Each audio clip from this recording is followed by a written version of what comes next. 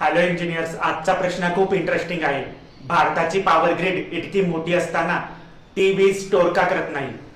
आपल्यापैकी अनेकांना वाटतं की ग्रिड म्हणजे एखादी विशाल बॅटरी आहे जी वीज साठवून ठेवते, पण प्रत्यक्षात तसं नाही.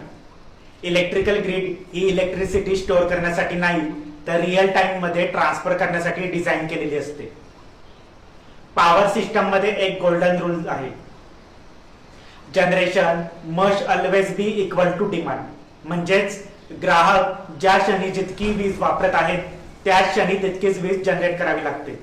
जर जनरेशन जास्त झाली तर ग्रिडची फ्रिक्वेन्सी वाढते आणि डिमांड जास्त झाली तर फ्रिक्वेन्सी कमी होते. या दोन्ही परिस्थितीमुळे ग्रिड इन्स्टॅबिलिटी निर्माण होऊ शकते आणि संपूर्ण पॉवर सिस्टमवर परिणाम होऊ शकतो. म्हणूनच देशभरातील पॉवर प्लांट सतत डिमांड नुसार आपले जनरेशन ऍडजस्ट करत असतात.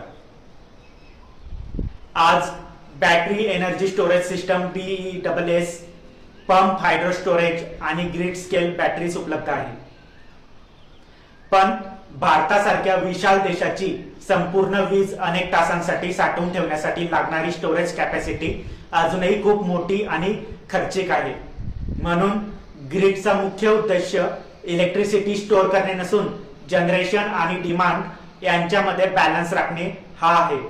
लक्षात ठेवा, electricity is one of the few products that is generated and consume almost at the same time. आणि हाच रिअल टाइम बॅलन्स भारताच्या पॉवर ग्रिडला 24/7 स्थिर आणि विश्वासार्ह बनवतो. मी महेश भोई, इलेक्ट्रिकल इंजिनियर. अशाच इलेक्ट्रिकल इंजिनिअरिंग आणि पॉवर सेक्टर संबंधित माहितीपूर्ण कंटेंटसाठी फॉलो करा.